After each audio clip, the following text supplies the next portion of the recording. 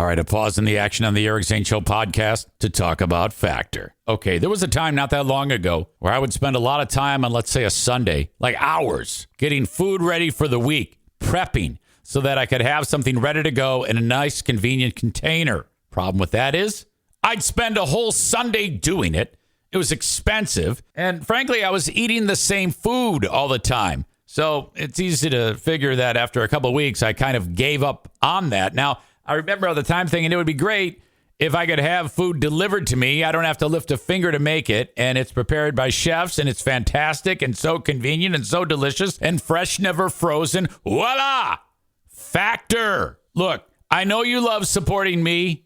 That's one of the key things that makes a podcast survive is when you support who's doing the show. I want you to just try this, and you are going to be so happy. Go to factormeals.com/Zane50. That's Zane50. And then use code Zane50, and you're getting this for 50% off. That's how badly I want you to try this, just so you can see how easy and convenient and awesome Factor is. That's code Zane50 at factormeals.com/Zane50 to get 50% off. Oh, and I'll include the link in the show notes of this podcast. This November, get Factor and enjoy eating well without the hassle. Simply choose your meals and enjoy fresh, flavor-packed meals delivered to your door, ready in just 2 minutes. No prep, no mess. You are eating amazing food. You're eating well. It's so fantastic. Again, factormeals.com/Zane50 and use code Zane50 to get 50% off. That's code Zane50 at factormeals.com/Zane50 to get 50% off. Welcome. Hello. Oh my gosh. I would have been here sooner, but my stupid jaw dislocated. No big deal. It's hard to imagine even saying such a thing, but that was the case like 2 minutes ago. I kind of like yawned, and then I felt something just go sideways in my jaw. I know, it's ridiculous. It's been that way since I was like 19 years old. It's just a catastrophe. I'm going to need a face transplant. Kent right away throws in, that's what you get for sucking big black D's? What the hell? My God. All right, so that's how it's going to be today. Welcome to the Eric Zane Show podcast. Brought to you by my pals at Impact Power Sports, who sponsor the studio, Impact Power Sports. Thank you so much. They are in Rockford, Michigan. More about them in a little bit. Our Christmas tree here at the Eric Zane Show podcast household slowly but surely is transforming.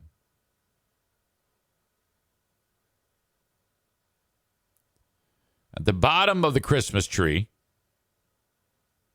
there are no ornaments. One by one, the ornaments have been being taken and moved to a different spot on the tree. Typically, it goes like this. They are put on the kitchen table by the NFK, and then I wander over and then I hang them up on the tree. They didn't start that way. They were on the bottom of the tree.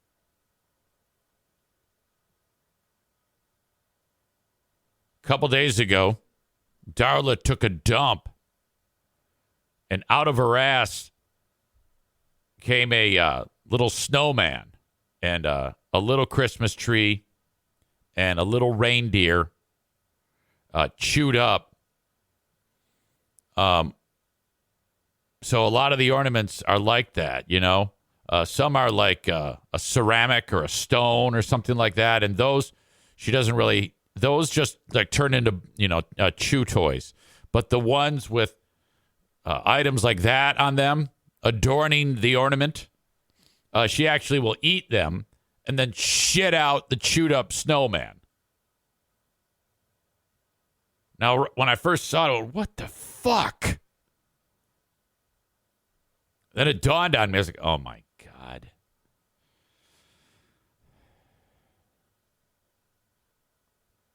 So then I'm like freaked out that she actually, got something in there that's going to cause a major issue. I mean, this could cause a major issue with the dog if you're not careful. I mean, some sharp edge or a piece of metal perforating the dog's intestinal tract is a big issue.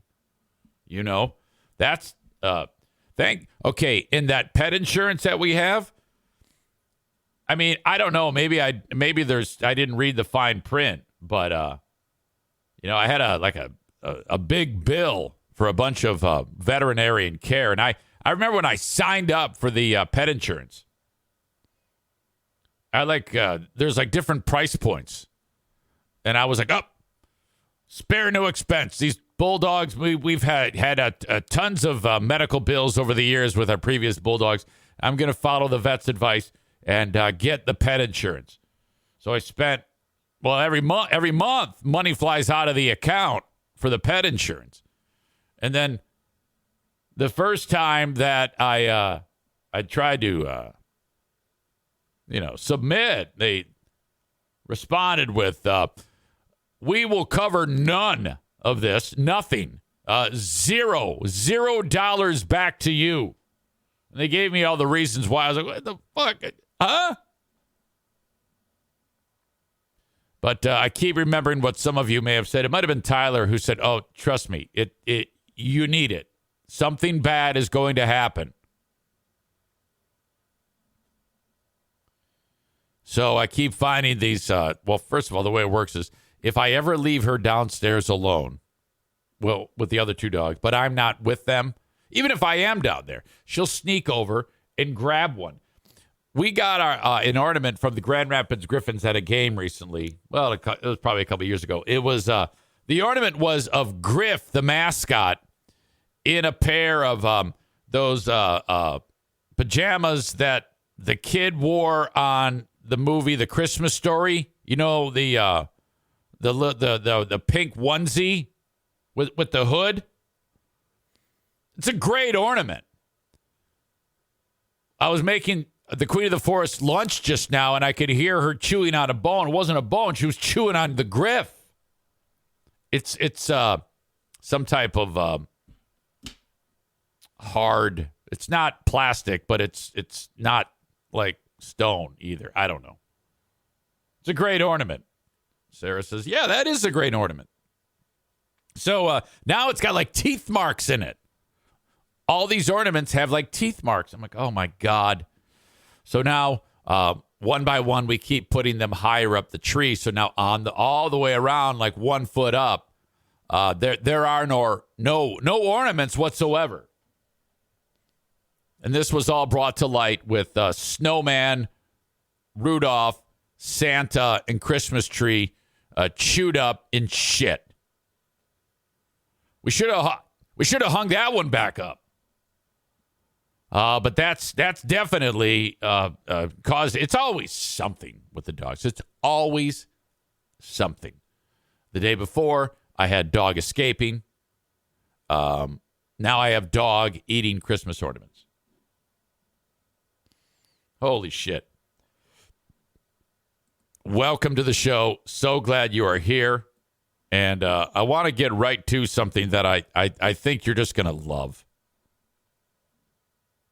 I have a preview of tonight's Who Are These Zanes show. This is episode 35 of Who Are These Zanes, where we have been going through these old cassette tapes that I have. I put them in this machine right here. This it's like a made to look old, but it's not. Vitrola, not Vitrola. Who the fuck makes this? No, it is Vitrola. Record player, tape player, Bluetooth radio. And I put them in. I roll the audio file. I record whatever is on them. And then Ben and I go through it to give you the Who Are These Zanes show. So many different eras. You've had me as like a 21-year-old. You've got me in the city of Warren, which I think that we need to go over that one again, like with a fine-tooth comb. Really get into. That was LL Cool J on 89.1 WPHS. It's 20 past the hour of 8 in the city of Warren. I want to see those phone lines lighting up at 751 FM 89. You ask for Easy Rhyme, you talk to the main man, DJ Jazzy Jeff and the Fresh Prince right here on 89.1 WPHS. Okay. All right. Now, when I say go over that with a fine-tooth comb, I mean Ben and I. But if I play that at any point in this show, it's a keeper. I've never grown tired of the clips where I'm talking about welcome to the city of Warren.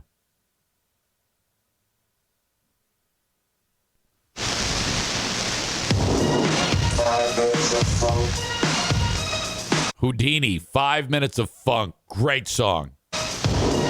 Tension in the city of Warren. This is Easy on 89.1 WPHS. Yes. We're going to tear it up. The favorite songs from your favorite artists. We've got 2 hours. 8 till 10 p.m. I'm going to want to hear those phone calls. 751 FM 89 is the number. Let's hear your suggestions. Let's start it off right away with Run DMC, Together Forever. Hey, yo, man, can we see the mics, man? 1, 2, 1, 2, and I say.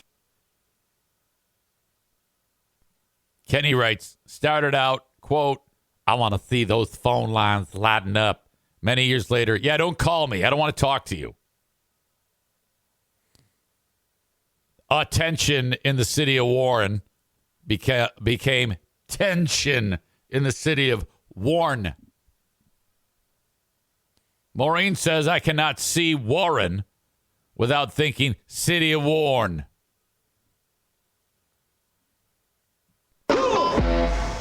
89.1 WPHS. That one I love so much because the MC Shy D song ends. That's a vinyl record. I start talking. I don't fade it down. And the next song starts and it fucks me up, so I stop talking. 89.1 WPHS. That was MC Shy D. Before that, we had Run DMC, Together Forever. We're going to keep it going with my main man, LL Cool J. I'm bad. Calling all cars. You ask for Easy Rhyme, you talk to the main man. 2 Live Crew on 89.1 WPHS, your one and only rap station in the city of Warren. We're back after a long departure, 3.5 months to be exact. We're going to keep going with Heavy D and the boys. A long departure. I don't think I know what that means. Amy says, I wish you had video from these days too. Amanda says, I just can't get over how black you tried to sound. Oh yeah, I was all in.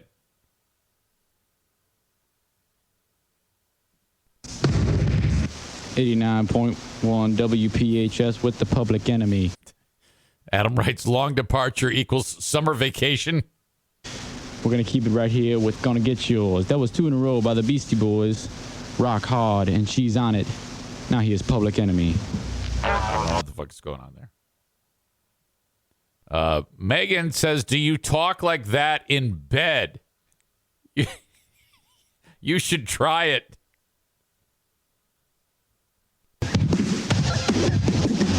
Two in a row by Run DMC on 89.1 WPHS. This is Easy Rhyme. I'm going to be with you till 10 o'clock. We're going to keep it going with Eric B. and Rockin'. By the way, give me a call at 751 FM 89. Eric B.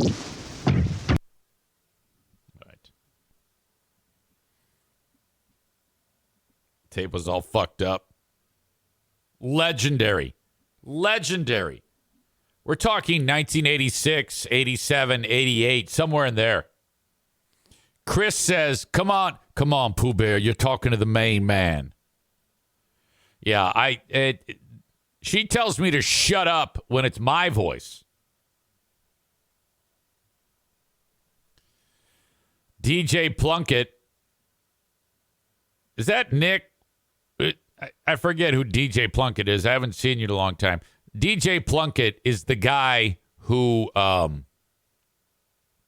was the DJ at my daughter Jackie's wedding. He says, I can't believe that is you. Good black scent. You're damn right it is. That's easy rhyme.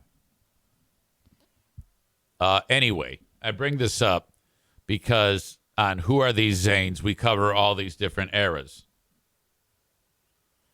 On tonight's show, we go back to June 24th, 2002.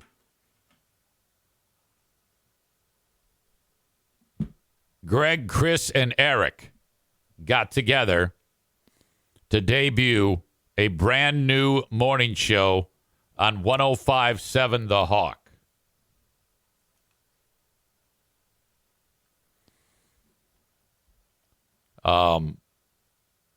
Fuck. That was high tension right there.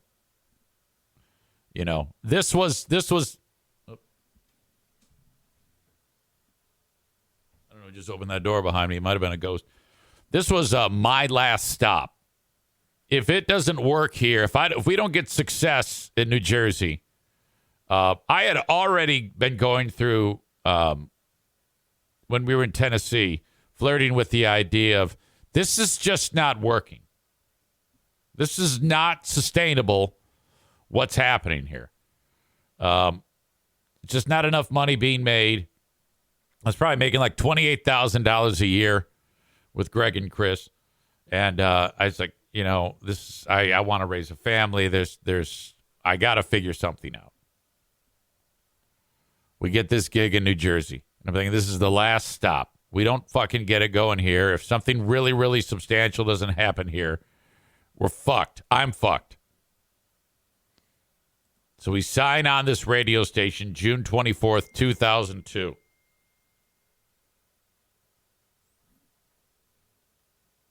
This is how that sounds. Keg ready and crank up the Fry Daddy for the Jersey Shore's newest morning show. Here's free beer and hot wings. And a very good morning to you. Yeah! We're on the Jersey Shore. Okay, Greg sounds very different than what you're used to. He was still finding his voice in all of these. That's one thing. Actually, both of them, they both sound very green. Some would describe it as pukey. Yes, very pukey. Keg ready and crank up the Fry Daddy for the Jersey Shore's newest morning show. Here's free beer and hot wings. And a very good morning to you. Yeah! We're on the Jersey Shore. Hold on, I got to close this door. No. Come here. Oh, boy. She got away from me. She went all the way downstairs. Whew. Okay. I got to play that 100 more times. Keg ready and crank up the Fry Daddy for the Jersey Shore's newest morning show. Here's free beer and hot wings. And a very good morning to you. Yeah! We're on the Jersey Shore. Okay, that's ridiculous. Yeah! I don't know why I screamed. Yeah! I think that was my way of like, yeah, here we are, ready to rock. Yeah! Yeah! Greg doing that 105.7 The Hawk, that is the impression that we do. Chris says, you're doing that because it's wild and crazy, man. Aram says, I'm guessing there will be a touch of Who Are These Free Beers. Oh, yeah. Well, in this Who Are These Zanes, we definitely have to capture the essence of what we were trying to do there, being that we're working together trying to present. One of the things that I will feature is a game that we played, of course, called Where's Hot Wings' Head? Now, when I listen back to this, my first thought is, why didn't the three of us realize that it's just dumb? It's hard to explain what was going through our heads at the time. But we thought it was a great bit. Now, when I listen back to it, aside from the weirdo everything about this clip, I think that it was entertaining enough, that it was just stupid enough that it was entertaining. I mean, when I listened back to it, I was actually like, okay, that actually worked out, but not like the way we planned it. Like, it kind of got off the rails, the bit, Where's Hot Wings' Head, for a reason that we didn't plan on. There was some technical difficulties that actually made it funny. Yeah! So when we play it, coming up tonight, you'll understand what I mean by that. Keg ready and crank up the Fry Daddy for the Jersey Shore's newest morning show. Here's free beer and hot wings. And a very good morning to you. Yeah! We're on the Jersey Shore. And away we went. Holy shit. I think we spent about 2 years actually there. Because by July of 2004, we were on the radio in Grand Rapids. And that was so fucked up, and here's why. Months before we started in Grand Rapids, this dude by the name of Dave Brewer called up and said, hey, I'm representing a radio station in New Orleans. But he was lying. He didn't want to tip his hand as to what the radio station he wanted. We're interested in your show. And I was like, And I said to Greg, I go, yeah, there's something going on here. This guy wants to, Pollock Media is the name of the business. He's a consultant, headhunter. So we produced a tape and we sent it along. Little did we know he was representing WGRD. He took that tape and had sent it along to that radio station. And they had a morning show on the air called the S&M Morning Show. It was this asshole named Michael Gray, who everywhere he's gone, everyone's hated him. He was on the air with Stephanie Webb. It was right after they took over for Rick Beckett. And nobody is listening to the S&M Morning Show. Nobody. And so they're like, all right, this is fucking terrible. We're spinning our wheels here. We need a morning show. Holy shit. We don't know this. We just think we're getting someone's kicking the tires from New Orleans. A couple weeks passed. Brewer sends me a message. He goes, this is actually, he spills the beans. This is actually for WGRD in Grand Rapids. I said to Greg, I go, oh, dude, this is a Michigan radio station. Everybody's ears perk up. And so we're like, oh, well, this would be fucking cool. Go back to Michigan. But we're in the middle of a contract in New Jersey. We're thinking that, hold on a second here. Oh, never mind. We're thinking at the time that, well, we read our contract, and the contract says, the language made us think that we had an opportunity to get out of the contract because we were leaving the state of New Jersey, not in the market, not competing by going to another radio station, not violating anything. So we go up to like the company president, and we sit him down. His name is Don DeLessio. And we go, yo, this is what's up. This is what we'd like to do. And he goes, you have my blessing.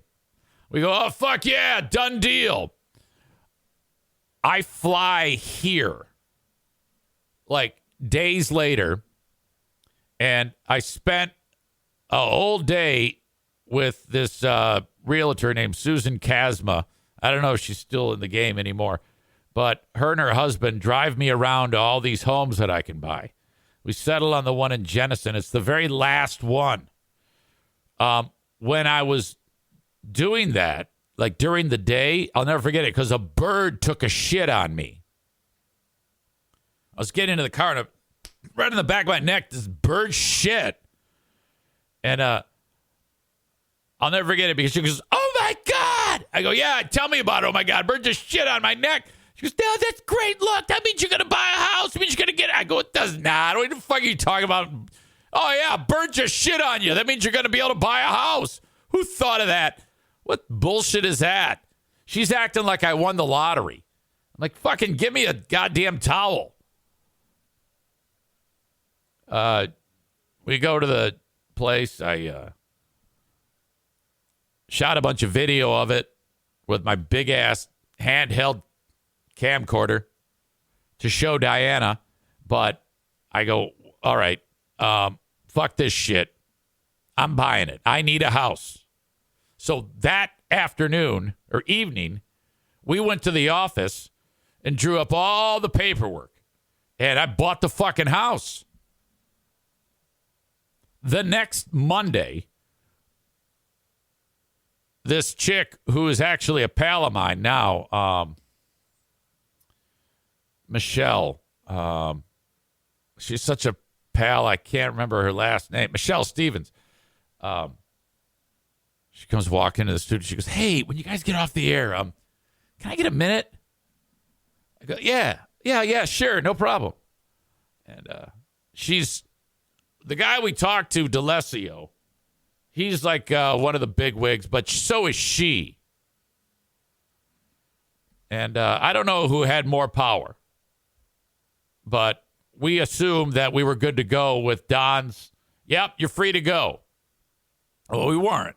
We sit down, and she has on a piece of paper, a letter to each one of us. One, she slides them across. She goes, yeah, this is where we stand about your departure. And in the letter, it says that if we leave, they will sue us and sue anyone who is trying to hire us. So we're like, well, wait a minute. That isn't what Don told us. And she goes, this is what we are telling you. So Don was voiced, his was voiced, but it was not in writing. Hers was. So obviously Don and her and whoever else got together and they said, no, fuck that. They're not leaving. Oh, fuck me. Holy shit. This put into motion a whole bunch of shit. We then got a hold of, let me back up. Prior to that, months before, this took so long, Novak, he became our guy, our agent, and he asked for way too much money from Grand Rapids, and they pulled the deal. They said, we're not interested now. I actually called the radio station and went around Novak. I said, well, I didn't even tell Greg and Chris I was doing this. Diana really wanted to get home. Everyone wanted to get home. And then I reach out to them after a couple weeks after the plug had been pulled. And I said, we're going to take less money. And so they gave us another offer. And then I told that to Novak. And this kind of got the ball rolling again. And since they weren't interested, because I think Novak asked for like $3 million, like $1 million for each of us. And there's no fucking way we're going to get $1 million. Or some ridiculous. And I remember we were all like, well, maybe he's right, but he wasn't. It was just too much money, you know? Well, we figured that out. And so we had been through a lot with that. And then we were thinking, all right, let's tell the boss. So we tell them, they let us go. And then, I buy the house and then they sue us. They threaten to sue us. Oh my God. So then Novak says, I got a lawyer for you. We'll get you out of this. No problem. Okay. Who is it? He's up there in Jersey. His name's Jules Zallen. I think he's dead now. We go, Jules Zallen. Yeah, if you look him up, if you look up Jules Zallen, Styx, Dave Matthews Band, he's big. He got those guys a ton of money in contract dispute. Sure enough, you look up Jules Zallen. He's big. I mean, he's a fucking, I guess, a bulldog lawyer. Like, oh, fuck yeah. So Jules files a restraining order. So now we've countersued. And now we have to go to work every day and see these people. We're suing each other. Radio station in Grand Rapids, WGRD, says, we are pulling the offer if you don't have this resolved at this date, at this time. So imagine the pressure. Like, God damn it. So we finally get on a docket, like a court appearance. And it's going to be resolved. We're going to be in front of a judge, attorneys for Nassau Broadcasting, who represents us, who has our contract, and us and fucking Jules. This has gone on for weeks. We get it. Now, Jules has changed his approach, how he's going to defend us, how he's going to get this, and all sorts of fucking headaches on the phone, hours-long conversations, huge amount of money we're spending on this motherfucker. And he picks us up for court, and this is in 04. And he picks us up, and you remember that type of van I was describing that my dad had in like 1985? The silver van was made, and it was customized. It was a rape van, but like had the windows all over the fucking thing and wild ass silver stripes. It was one of those, but it was more like an A-team van.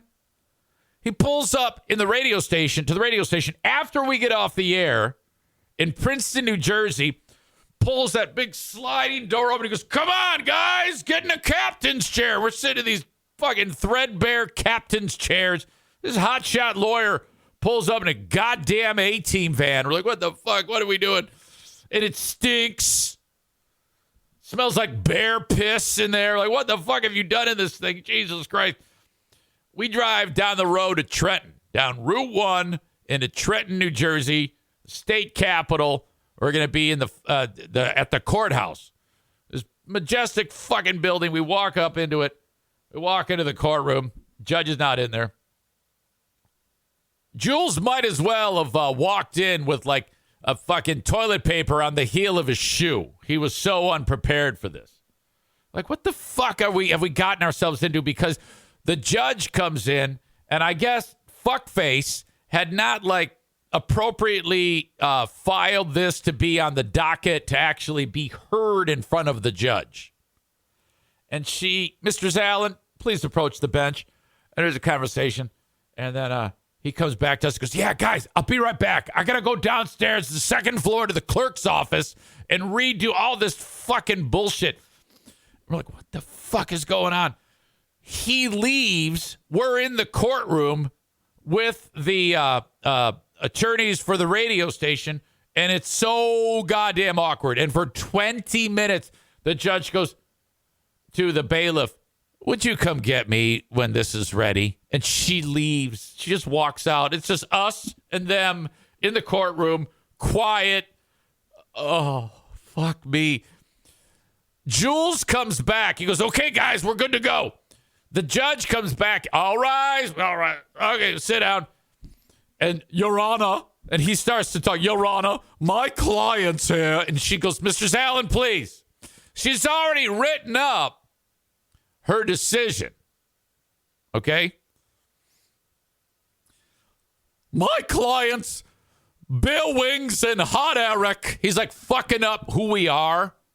And he starts giving details. All they want to do is go back to their home state of Alabama. Like, what the fuck are you talking about? All they want to do is open a carpet cleaning business. And these warlords here won't let him honor the contract. Like, Jules, God damn it, he's fucking everything up. Like, I'm texting Novak, like, what the fuck have you gotten us into? We're getting the shit kicked out of us. This guy's a goddamn miscreant. He can't do fucking shit. Oh, Mr. Zallen, please. Order, Mr. Zallen. Please cuff this man. She reads what her decision is, and we get our fucking asses kicked. We now have to go. Court is adjourned. We walk out. You know, we can shit twice as fast because everybody has a new asshole. And we are actually on the steps of the Trenton, New Jersey State Courthouse. They are down like at the bottom of the steps, but like kind of, we can still see them. They're having a discussion. We're having our discussion. It's Jules and us three. Jules goes, well, what we're going to do now is we're going to appeal. And I'll never forget it because Greg's wife was there.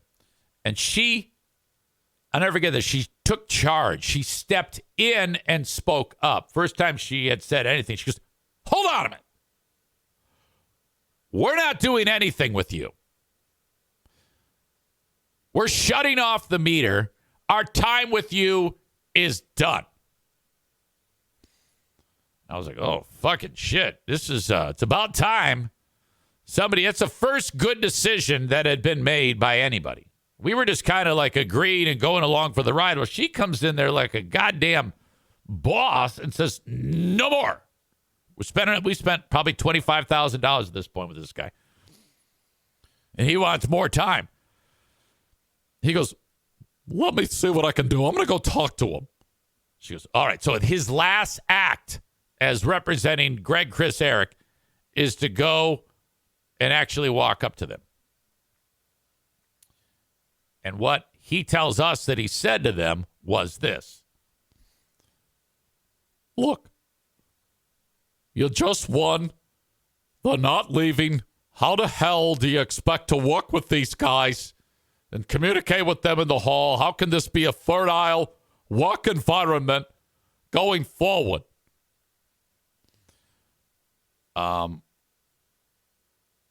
The guy, the attorney for them, talks, and then we don't know what the dialogue is till Jules comes back, and he tells us what he said.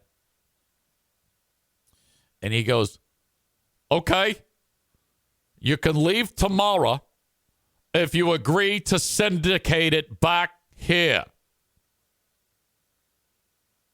And we go, what? That's what he said. And I said to him, we all go, well, actually, Amanda goes, well, $25,000 later, why the fuck are we, if that's the outcome they wanted, is that all we needed to do was have a conversation about this? So right away, I start getting this good feeling. I got a feeling that tonight's gonna be a good night. And right away, I remember turning away and like, oh my God, I can't believe it. I cannot believe it. We're actually going to be able to go back home. This is incredible. Now, the move was a lateral move. The idea was get out of the Jersey contract and start earning the Michigan contract, which, you know, dollar and cents wise, it wasn't that big of a jump in pay. We just wanted to be back in our home state. This is where it gets even more ridiculous. Because it was ridiculous that that's all it took to get us out of that. And then he goes, they said they'll talk to you tomorrow morning after your show. And then you'll be good to go, I guess. Now, at that point, we would drive to Princeton, do the show. It was heard on 97.5 or 94.5 or some shit, and on 105.7. We didn't make any extra money for that, but it was on two signals. Yeah, They just want to carry your show on both signals, and it's owned by two different companies. 105.7 is owned by this other ownership group, and the people that are suing us, they're in charge of the Trenton, New Jersey station. But we're going to be on both.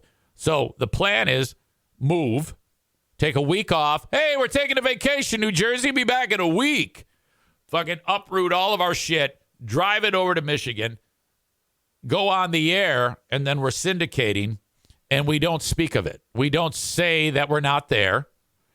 And it worked. I mean, like, for a long time, New Jersey thought we were actually in New Jersey because we never spoke of it. We just moved the show, and then there was a lot of boring behind-the-scenes shit of how we made it work between both stations because we were playing music then. So we would say, all right, we're Free Beer and Hot Wings, and here's Fall Out Boy.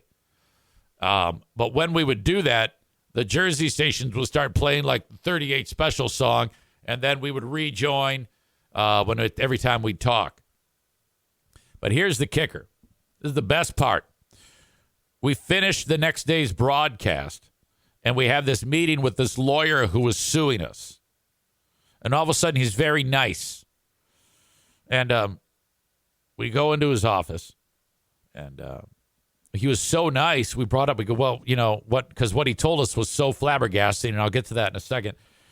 We're like, well, Jesus Christ, this is so weird for us because this is working out, but just, you know, you were going to sue us. He goes, sue you? And we go, yeah. He goes, oh, we weren't going to sue you. We'd get our ass kicked if we actually sued you. We weren't going to sue you. We're just posturing. What? We sit down with this attorney. Now, our plan was just, okay, let them take the show for however long they want, and then we just leave. They just use the show, do whatever you want to do. We were under the impression they were going to keep the show. They actually said, we're going to keep the show until we find your replacement. And then you're off doing your thing. We're off doing our thing. That's when they interviewed Joe Piscopo. They actually brought fucking Joe Piscopo in to take over the show, but he was a fuck. And they said, no, let's just stick with Free Beer and Hot Wings. But we're sitting down at this meeting, and for several weeks after that, even months after that, we thought our time in New Jersey was limited. It was going to end, finite. It wasn't. They ended up sticking with it. But they did say, he goes, okay, while you're still on in New Jersey, now we just have to figure out what we want to pay you or what we need to pay you. And we go, the three of us are looking at each other like, what the fuck are you talking about? We go, pay us? He goes, well, yeah. I mean, you can't just, the lawyer is giving us money and we're confused. This is not how radio has ever worked, ever. Think about this period of time. In 18 hours, we went from the outhouse to the penthouse I had to sell that house. Okay? In fact, not only I sell that house, I had ended my lease I had to find a new place to live in New Jersey. I had nowhere to go with 3 little children and a broken-hearted wife because she couldn't go back home. She was very brokenhearted because her mom was dead and the dad was alone, Jerry. So it was so much fucking crazy shit. Yeah, we got to figure out how much fucking money we're going to give you. Like, what the fuck are you talking about? And I forget what they gave us. I think it was damn near like $80,000 or something like that. No, I take it back. Eventually, the contract level got to that, but I think they gave us they gave us enough that it was a substantial increase in pay. And we're like, what the fuck? Now, we had made no money in radio at this point. None. We're broke. Broke is a joke. I had to borrow money. Howings always had cash. He came from a very wealthy family. So he always had he wasn't making any money, but he had hundreds of thousands of dollars at age 25. So I go, motherfucker, I need money for a down payment. So he gave me the cash for a down payment on that house. And I paid him back, thank God. I think. No, I did. So that's how we made it happen. But, yeah, they gave us all this fucking money. Jesus Christ, this is ridiculous. So now we go back to Michigan. We go to Michigan, and now we're on 3 radio stations. Nobody has any idea we're in Michigan. And then 6 months pass, and these companies say, hey, we want to keep the show. Oh, okay, cool. So then we come up with a contract. Thus, syndication is born. This is right at the same time that prior to all this happening, Opie and Anthony fucking got fired. Howard Stern left. So all these radio stations opened up across the country. Boom, we're in business. They start putting us on our own. We're syndicating it. No one's spending any money on it. It's remarkable that we did this all on our own. And then the rest is history. Kenney says, do you think that comment about how do you expect to work with these guys moving forward day to day is what ultimately made them consider the syndicated idea? I don't know. If so, maybe that $25,000 was worth it for that guy. It was. We look back on our time with Jules and say, hey, it worked out. And that's what lawyers do. Hey, you got the result you wanted. It doesn't matter how we get there as long as we get there. You got it. We're like, yeah, okay, thanks, Jules. Halving's always said he worked for every dollar he had. Interesting. Oh, come on. No. Hotwings came into the deal with hundreds of thousands of dollars at his disposal. His dad was a fucking brilliant management mind at GM. His dad's worth tens of millions of dollars. Hotwings has always been extremely wealthy. Kenney says it's really awesome how that all worked out. Oh, yeah, it was a fucking time. God, was that incredible. And that all started with this. Keg ready and crank up the Fry Daddy for the Jersey Shore's newest morning show. Here's free beer and hot wings. And a very good morning to you. Yeah! We're on the Jersey Shore. Wait until you hear this tonight on Who Are These Zanes? It makes me cringe, but it's kind of exciting considering what we just talked about. There's a lot of history to that show. Those were, that was before shit got weird, obviously. Actually, I had a much worse of a temper then. I used to come in and get pissed off about things and kick shit and break stuff, and they would get so goddamn mad at me. What are you doing? You hothead? Yeah, I know. We had this cabinet, this metal cabinet, and something fucking happened that I didn't like. So I put my foot into it, and there's this huge dent in it now. God damn. All right. That happens tonight. You must go to patreon.com/Eric Zane to get it as we do it live, because there is a live stream that's the first way to get it, because the audio podcast doesn't come out till a couple days after that. So go to patreon.com/Eric Zane. Sign up for free for 7 days. Okay? You must do that. This is a historic piece of audio. Our first day on the Jersey Shore, Ben and I are going to break it down. Who Are These Zanes happens tonight. Yeah! All right. I have an update on Great Food Giveaway 4 with tampons. But before I do that, I want to say that for all the people that are enjoying the show on Facebook, X, and YouTube, I must send you on your way. The rest of the show is available on Twitch. download the Twitch app. And then search Eric Zane Live, all one word, and you will see this show going on right now. It is on every day, Monday through Friday, uninterrupted on Twitch.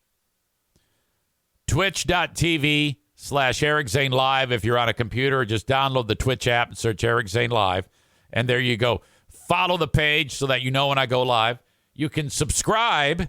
The details are all there. If you subscribe, you get it with zero commercial interruptions because Twitch, which is Amazon, they put commercials in it. I don't. And that way it pays for my usage of the platform. But if you subscribe with your Amazon Prime, and you can link up your account with Amazon Prime, you have to do it every month. You get that for free. Or you can pay a few bucks a month and take care of it that way. That's up to you. I talked about Patreon. I haven't mentioned, though, that there's also an audio version of this podcast. When I get done with this show, I make the audio available wherever you download shows. I prefer Apple Podcasts. Subscribe to the audio podcast. It shows up every day in your little collections there. Not to mention, once you subscribe to that, you get all of the audio at your disposal Monday through Friday. Please subscribe, rate, and review on Apple Podcasts. Very, very helpful. If you ever want to say hello, drop me an email, eric@ericzaneshow.com, on the Shoreliner Striping inbox. All right. So I'll send you all on your way. Thank you, Facebook, X, and YouTube. Facebook and Twitch brought to you by Irvine's Auto Repair, Grand Rapids Hybrid and EV. X brought to you by Blue Frost IT. The open and live stream of today's show brought to you by TC Paintball. My God, it was a kids' day the other day at TC Paintball. If you have kids and they're like, yeah, I want to try paintball, but I don't want to get shot with a paintball, the Kids League is the way to do it. All the details are at tcpaintballgr.com because they use the low-impact weaponry, if you will. So it doesn't hurt, but they get all the enjoyment and fun out of playing paintball. You get shot during a regular paintball event, it's going to leave a mark. That's pretty much a thing, but the amount of fun you're having is ridiculous. There's nothing more exhilarating than a paintball game because you're like, oh, fuck. And you're trying to lay waste and you're just dropping some fire down on these guys. And then all of a sudden one comes flying, hits you right in the mask. All of a sudden you can't see anything but white. It's like a bad porno. Goddamn. We have an event coming up at TC Paintball. If you want to be there, you have to let me know. I need like a RSVP list. Right now, it's the 7th of December. This is going to happen on January 21. Paintball War. So Paintball War number 23 happens on January 21 at TC Paintball. Let me know if you can attend. Book an event for your crew, your friends, your family, whatever. In Grand Rapids, go to tcpaintballgr.com. Indoor play. You don't have to worry about the bad weather. It's going to be fairly good today, tomorrow, and for part of Saturday. Temps in the 50s. So they'll be playing outdoors there. And then I think it's all going to go to shit. I think that Lions game is going to be a weather disaster because they're playing in Chicago and the weather's going to be just shit. Like 30 mile an hour winds and rain. If you have Jared Goff on your fantasy team, oh boy, I don't know. I do. Thank you to the Mario Flores Lakeshore team of Van Dyke Mortgage, 231-332-6505. Get into your mortgage today. Now, it doesn't matter where you listen. Anywhere in the U.S., you can get into that mortgage with the Mario Flores Lakeshore team of Van Dyke Mortgage, 231-332-6505. Whether it's your first mortgage, whether you've had many over the years, whether you're in a home right now with a lot of equity because you've lived there for some time and you might need a little bit of that equity to pay off something important. Take advantage of that by reaching out to Mario today, 231-332-6505. Starting to be some thawing in the interest rate market, from what I'm told. The Mario Flores Lakeshore team of Van Dyke Mortgage will roll out the red carpet for you. Number one in the U.S. for a reason. Call them, 231-332-6505. New sponsor this week, Impact Power Sports in Rockford, Michigan. My God, Michigan's newest certified Yamaha golf cart dealer. These guys can do anything with a golf cart. Trick it out. My God, the paint scheme, the wheels. You can make it better than your daily driver. Yamaha golf carts are the absolute best in the business. Head over to Impact Power Sports in Rockford, Michigan to see the selection. You can also check out their website, impactpowersportsmi.com, for all of the things that they sell. My God. It's just a fun power sports machinery. This is what you get when, like, you've got a little bit of property and you want to have some fun. I really have my eye on the go-karts and the dirt bikes. I used to ride dirt bikes when I was a kid, just little 125s, which is my speed.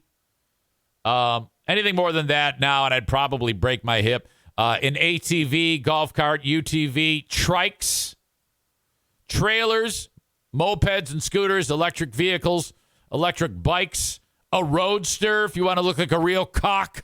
ImpactPowersportsMI.com.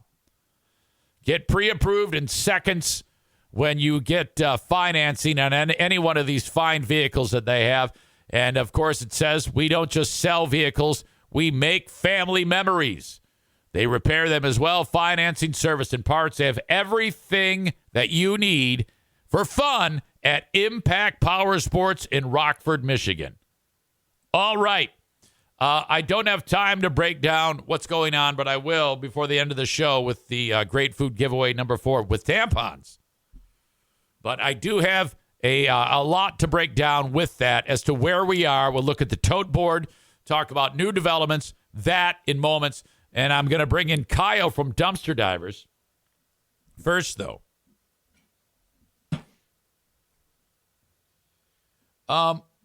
So we've done fairly well in not waking up Joe Martinez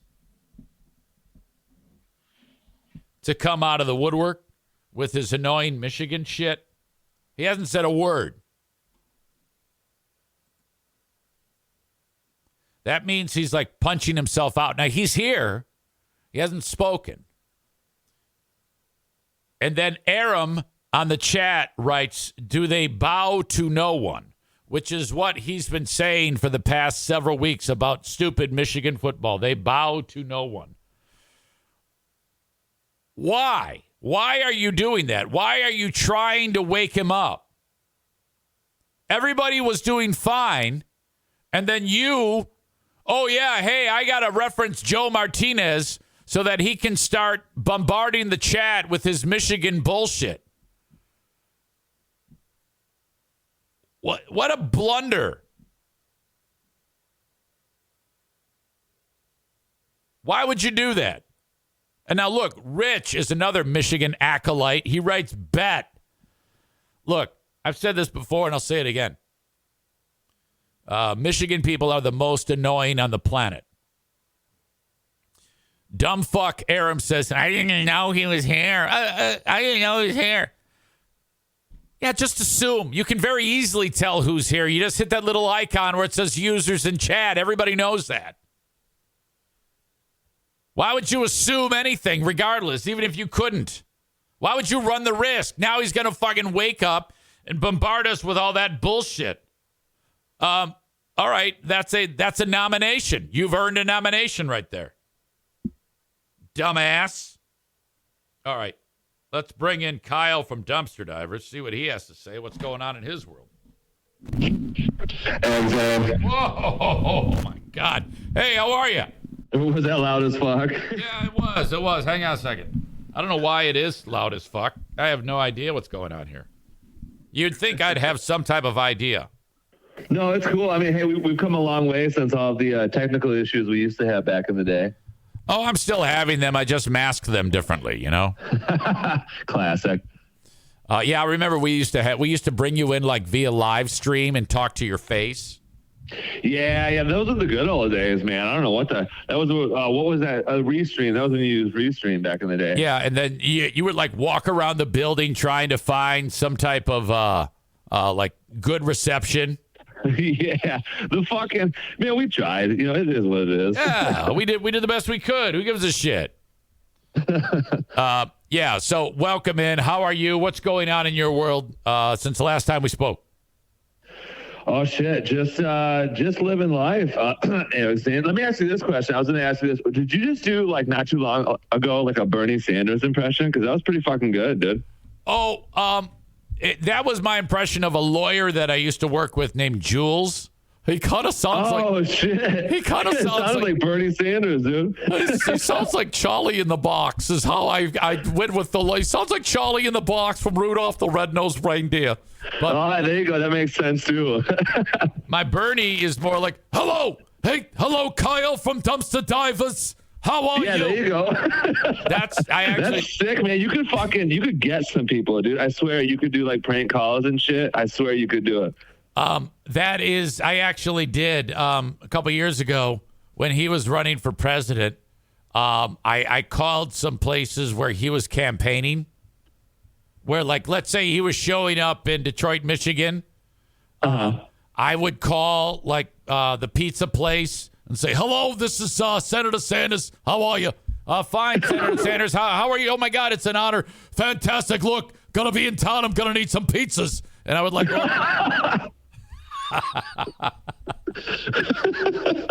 that's fucking awesome. But I haven't done it in a while, so.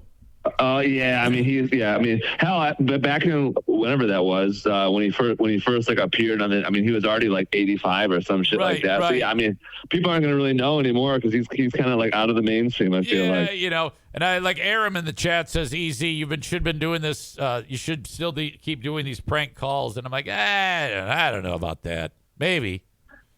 That's good shit.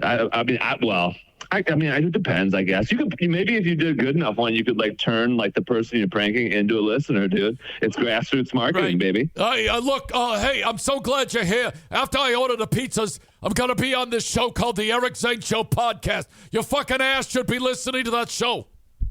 Holy shit, Eric Zane, this is one of the best impressions I've heard. I feel like we could have Trump. We could have Trump call and have Bernie Sanders and Trump have a conversation about the fucking Democratic Party, you cocksucker. Oh, my God. So, you absolutely, as soon as we get off the phone, I'm going to be trying my Bernie Sanders accent after this. Oh, God. All right. Yeah, well, that's cool. Thank you. I'm glad you noticed that. Maybe I will do something with it. You never know. But yeah, hell yeah. I hate committing to anything. If I commit to it, then that's the surest way that it's not going to happen. Oh, yeah, for sure. hey, let me run this thing by you here. We had a discussion about this on the show. And the idea here is when it comes to Christmas time, you have two scenarios. One where like the wife has like a whole bunch of things on a list that she wants for Christmas, or you have a scenario where no list is involved and the significant other, in this case, me or you, would then surprise her. How does it work in the Kyle household? Eric Zane, this is actually, it's been a long fucking journey is what it's been. And we've ended up this year is we're not going to get each other gifts, but we're going to like take like the gift money and put it in like a vacation fund because we've realized that vacations are always fucking good, but gifts, it's hit or miss. You know what I mean? Because I'm a gift giver, baby. I'm just a giver in life. You know what I mean? I like to, I'm like one of those people who's like, yeah, like I'm going to wrap this fucking thing up. Now I can't wrap worth of shit. So, okay, I'm going to scrounge it together into some wrapping paper. And I love just watching people open the shit and then, like the reactions and shit. So I'm into that. But However, I do it with like what I consider to be sentimental gifts, which I feel like there's some universal law out there, which is the person that you marry is not going to like the gifts that you think are sentimental. So I would get like things that I thought would look sweet around the house, like really like touching stuff, like for Blue, like including like Jameson and like the dogs and stuff. But she likes to be in complete control of like the interior decor of the house. Yes, you know what I mean? Like what it looks like in there. So all of the things that I got her over the couple of years are like, they're just not used. So I'm like, you know what? Why even fucking do it? So now we mutually agreed this year we ain't doing it. So that's where we're at, baby. Okay, so basically the cash that would have gone to it is now let's go to the Dominican Republic. Yeah, or some whatever. shit like that. I mean, I don't know about the Dominican Republic, but some shit like that. Yeah. Of course. So, and then the kid, of course, is probably going to get a bunch of shit that he's going to play with once and just throw it away, right? Oh, 100%. Let me tell you this fucking Eric Zane. I'm pumped, though, because this is like the first, like, so like last year, like Jameson was like, he was like, you know, old enough to like realize like something weird was going on, but like he didn't know what the fuck was going on. But this year, like I was telling you before, like now he knows who Santa is. He knows like what the fuck's going on. So this is gonna be like the first year where his little sentient being ass is gonna be so fucking pumped about Christmas. Okay. So now I'm pumped up. You know what I mean? Yes. All right. I love that. That's good. And this is how you start your collection of shit that in a few years you're gonna bring your own dumpster into the driveway and just throw that shit out.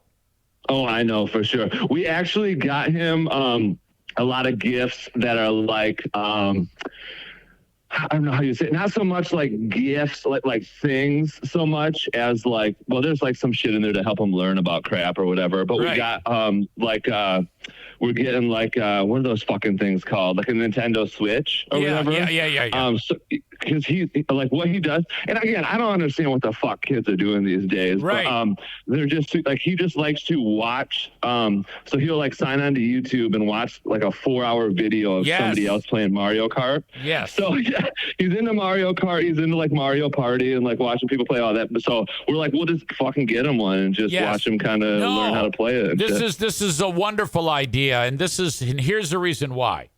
You get them all things that get them staring at a screen and no sporting goods, nothing to actually play, so you don't have to play with them. And then they just stare in a corner, and you don't have to even bother with them. There is no more maintenance with the child. You're done parenting at age 3. It's fucking great. No, we did get him shitloads of. This kid is really into basketball somehow. So we got him basketball related stuff, like one of those little like those little hoops that you can put on doors and shit. So right. Okay. We got him one of those badass. Oh, he's gonna be fucking. He's just gonna be living the life. Well, that's fine as long as they don't actually get interested in like team sports, because then you got to go on a Saturday at 7 a.m. to some asshole place where a bunch of asshole parents with their asshole kids, and you hate yourself and want to hang yourself. And Zane, I've already. I don't even know if we talked about this. Did we talk about this? Whenever that was, we signed him up. I think it was this spring. The spring that just happened, we signed him up for soccer. Oh. And I mean, the motherfucker was like, he was like shortly after 2. He was like young as fuck. It was the worst thing I've ever seen in my life, Eric Zane. Well, it was like a bunch of 2-year-olds like trying to. I mean, they weren't really like playing soccer. You know what I mean? They're just like running around by a ball and like. The coaches are like, oh, hey, do this thing over here. And like the kids are like whipping out their dicks. And, right. Like, nobody, the kids are not playing soccer. So I already had to go through that. And I would stand out there early in the morning, all cold as fuck, and just be like, this is fucking, oh my God. This ain't right. No, I should be careful. My grandson plays soccer, but he's older. I mean, he's to a point where it's like pretty good. But when they're that young and every kid is a pile of shit, it fucking sucks. I know. Yeah, and it's funny too, because I've started thinking about it these days as like from like the parent situation. But like when I was a kid, playing like YMCA basketball, so we're talking like like third, fourth, fifth grade or whatever, my dad, he would always be like on the sideline or in the stands, like yelling, like do that, yeah, like trying to like get me to do stuff. Oh, yeah. And I think back then I was thinking that he was thinking that I was doing shitty stuff. But I think that what I've come to realize is that he was like, no, like all the other kids are very fucking shitty. So just be better than them. Oh, yeah. You know what I mean? And so this is what I'm learning now. Encourage rule breaking, cheating, punching. These are all important lessons to be learned by today's youth. Oh, hell yeah, for sure. Okay, so that's what you're doing. I went the route of, because Diana is a lot like your wife, because she, my God, it's just order giving and doing what you're told. Bring up the decorations. Okay, let's do the. She decorates. She's got so many goddamn snow globes you wouldn't believe it. And then the tree and the decorating the tree, and then on Christmas Day she is in charge of passing out gifts. All right, you may open yours now. You know, it's like, oh, she goes hard in the paint. Man, my God, it takes like 6 hours to open all this shit. You know, I've got an IV next to me with fucking intravenous fluid so I don't dehydrate. It's ridiculous. Jesus. Yeah, we used to have, when I was a little kid, we used to have quite the fucking setup where like my parents who would, you know, they're doing their thing. They're up late at night, doing the present thing or whatever. But they're also, you know, like enjoying themselves. You know what I mean? Just having a good fucking time. And I'm talking about like, you know, maybe smoking a couple things or something like that. You know what I mean?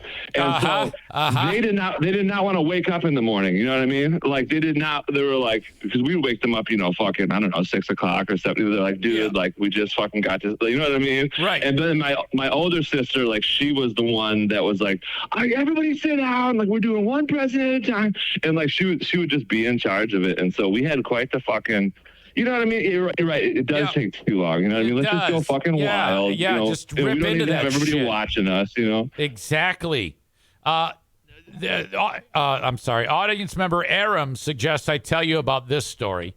Okay, on the list, Diana's list. You know. One of the things is one of those Keurig coffee makers. I don't know if I told you about this. I didn't tell you about this. I don't think so. I buy the coffee maker. Then the next day, she calls me and says, hey, can you help me bring in the groceries? I go, okay, great. I go in there. I open up the trunk. She's purchased a Keurig coffee maker. Oh, fuck. And I'm like, what the fuck is going on? And she goes, yeah, well, Kevin wanted, he just told me to buy a Christmas gift for me from him because he doesn't get out. And so she bought that. She bought the thing on the list. Oh, fuck. So I go, oh. And she goes, oh, did you buy me one? And I go, and I don't know what to say. I'm like totally caught off guard. And she goes, oh, you did. Well, let me see the one you bought. And I'm like, okay. So they're not exactly alike. I don't know the difference, but she goes, oh, no, I like the one I bought better. Yours is, she might as well have said, it was so rude. She goes, yeah, I'm doing it, and yours is a piece of shit, so fuck you. I'm like, God damn it. And she goes, yeah, well, I can use yours in the camper when we go camping. I'm like, oh, yeah, basically. Yeah, I mean, talk about a fucking nightmare. And so, but I didn't really bust her balls on it. But then I didn't talk about this on the show. I told my daughter, Jacqueline, who she busted Diana's balls on it. And then Diana texts me and she goes, why did you tell her that? Now she's pissed off at me. I go, well, I don't know, dude. I mean, because it's a great story and God damn it, it's fucking stupid. Why the fuck would you do that? So, was it this year? Yeah, just the other day. Oh, fuck. So yeah, this is a fresh cut. You're still wounded for sure. I can feel it. Man, here's the thing. So that, I don't even want to say this because the women that are listening right now are going to turn against me. But like, yeah, there's something about women, dude. Like they're like the joy of Christmas is only reserved for the children. Right. Like they're gonna say some shit to you that's gonna cut. You know what I mean? Yeah. Those cuts are exactly how me and Blue ended up where we are. We were like, hey, let's just not do the gifts so we don't have to bleed out on the living room floor next to Jameson. You know what I mean? They just turn into Hitlers. Okay. I know. And then to hit you with, hey, I'll take your piece of shit coffee to the camper. You know what I mean? Like that's almost like that's like worse. That's like worse than returning it. You know what I mean? I've got a young lady. I don't know if she's young. She says that's bullocks. So, which I've always loved the term. That's bullocks. Bullocks. Which maybe she's from across the pond. I don't know. If she is, please stay because I need more people yelling bullocks. That is sick. Yes. That is. Yeah. Maybe you do have some UK listeners going on over there. She just indicated she is from the UK. Stay here. We need you to tell your fucking UK friends about this Yankee asshole who is talking shit about chicks during Christmas. Okay? You see, now we've finally got it in with the UK. Because that is so fucking sick, dude. Oh, fuck yes. So anyway, as I was saying, women are psychos on Christmas. That's where we were going with this, right? Yeah, we're sticking with it. We're sticking with it, isn't it? She follows it up with that's poppycock. That's poppycock. That's a solid one. Bollocks, poppycock. Fuck yes. All right. Okay, so there's that. I ended up, and this is how it's been for me for this Christmas because I had that scenario, and then so there's two more things left on our list. One is called, I didn't know what it was. It says Lululemon crossbody. I don't know what that is. Now I found out. I'm going to tell you what it is. So, and then the other thing is they're called mini Uggs. And I go, Uggs. Well, I've heard of Uggs, but I don't know what mini Uggs are. So I go to Jackie. I go, hey, I'm going to buy this Lululemon crossbody. She goes, okay, here's a link. I buy the fucking crossbody. It's like $80. It's a purse. It's a fanny. It's an expensive fanny pack, but it goes across. Were you ever a safety when you were a kid? No, I was always like, what the fuck are these guys doing out here? I don't know why we just lost the fucking audio. Anyway, yeah. The safety belt goes across their body, you know? Uh-huh. And that's where the Lululemon crossbody goes. Okay, I'm picking it up. Okay, and it's kind of like a purse attached to you. And Lululemon's a great brand. They make great shit. So I go, all right, I'm going to buy this. It's like $80. And then, so then she sends me a message. She goes, hey, did you buy the Lululemon thing? I go, yeah. She goes, I go, uh-oh. Oh, fuck. I'm like, what now? What the fuck is going on here? She says, can I give you the money for that? And I give her that. And I'm can I give you the money to give to your daughter instead, you're saying? She wants to pay me what I paid so she can give my wife the Lululemon crossbody. Oh, your daughter was asking you that. Yeah, and I go, now, again, this is what I've purchased her the Keurig. I purchased her this badass knife set that's got a sharpener built into it. Like you just pull it. Nice. Yeah, it's really sweet. And then I got her the Lululemon crossbody because this is all her list. I'm like, I am a by the book guy. If this is what you want, this is what you're going to get, and that's the end of it. So then I buy the crossbody, and then 1 minute after I buy it, hey, can I give her that? And I'm like, oh, fuck. I go, why? And she goes, well, there's only two things on the list. The Lululemon crossbody and the mini Uggs. And the Uggs cost $150, and I don't want to pay $150. So you got hit with that so logic. She goes, I'm going to give you the $82 with tax for the Lululemon, and then you pay for the Uggs. So man, you're getting handled by the fucking your whole family's just handling you right now, man. Is your son handling you, or is he just being chill this Christmas? No, he's not, because he's a boy. Only a fucking crazy chick would do this shit. Man, that's too much. You know what I mean? Like, you should just tell your wife, like, listen, next year I'm just getting you a huge 12-inch dildo, and that's what we're doing. It's over after that. That's what we're doing every year from here on out. So I go, all right. So she sends me the money, and now she's going to give her that thing. And then I got to go and buy these mini Uggs. Those are like, as I understand, Uggs, but low cut. They're like, you know how the Uggs go up the leg? Right. Okay. These are more lower. Okay. Very fashionable. So yeah, I don't I don't know. I'm wearing shoes right now that my mom got me for Christmas probably 5 years ago. So I don't understand the whole shoe thing. You know what I mean? Yeah. Jessica in the UK said, "You said yes?" Like she thinks I should have said no to her and said, fuck you to my daughter. She wanted you to do a nice roundhouse to the face. That's what she wanted. Right. A little Jean-Claude, you know what I mean? I don't know. I'm like, I don't give a shit. It whatever you want. It doesn't really bother me that much. Brandis says, aren't the mini Uggs sold out everywhere? Now that I don't know. Oh fuck! The plot thickens. It does thicken. It's unfolding as we speak. Oh no. Okay, so if that's the case, we're gonna have to figure something out. You're gonna have to kill your daughter, I think. All right. Okay, so that's basically how it's going on my end. Yeah, I hear you. And Eric Zane, here's the thing. I got to tell you this story really quick because this is actually probably the funniest part of the story is that I just reminded myself of this story by talking about 12-inch dilds. So I got to tell you this story real quick.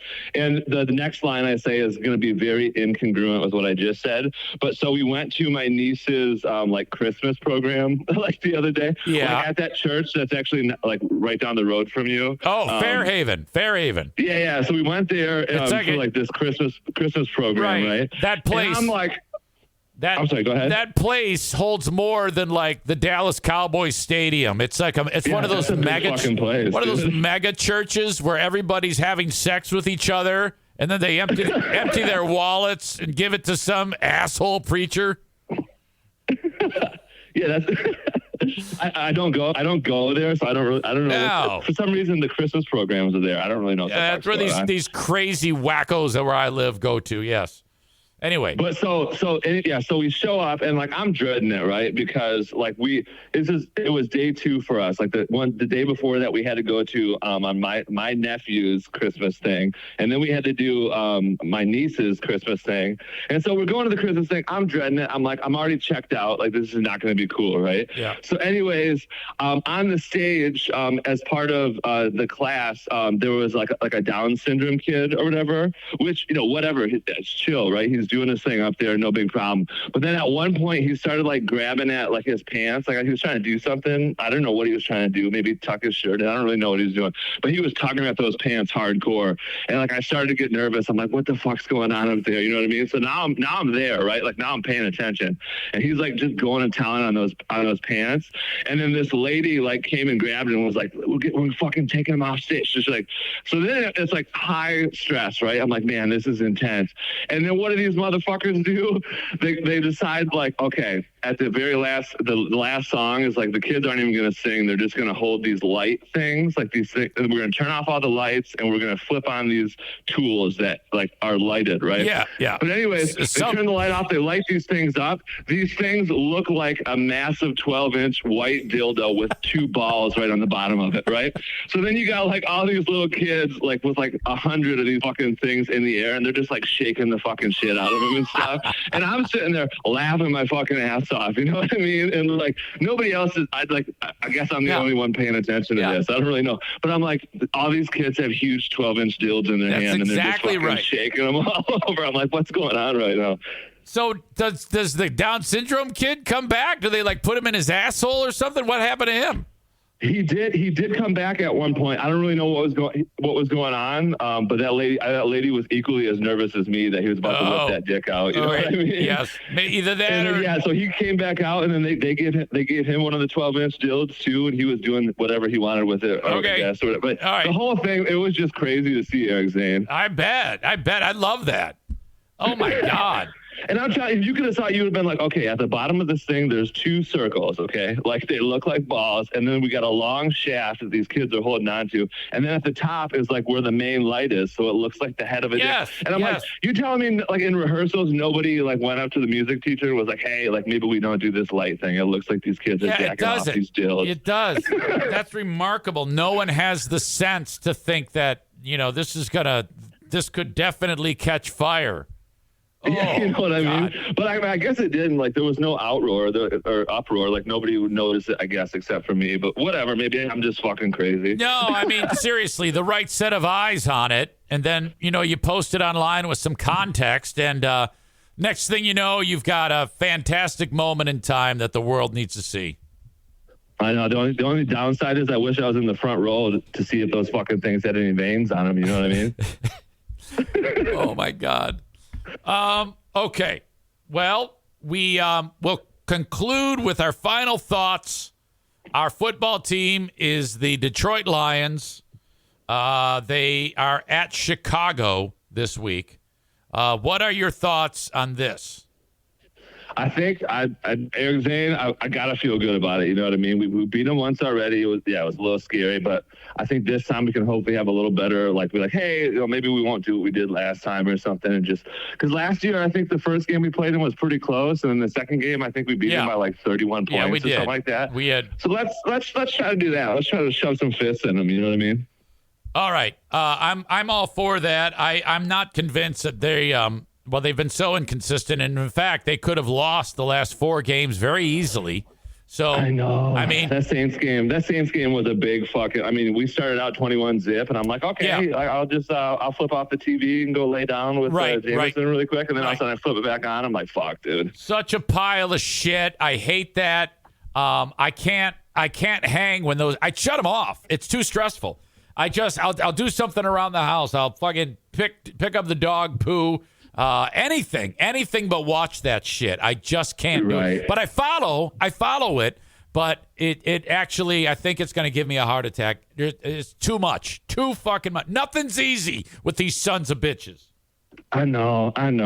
But, I'll fucking take it. I'll take the 9-3, I guess. All right. Kyle, you're the best. I appreciate you. And, I'll talk to you very soon. All right. Love you guys. Deuces. Peace. There you go. Kyle from Dumpster Divers, making his presence felt yet again. How great is that?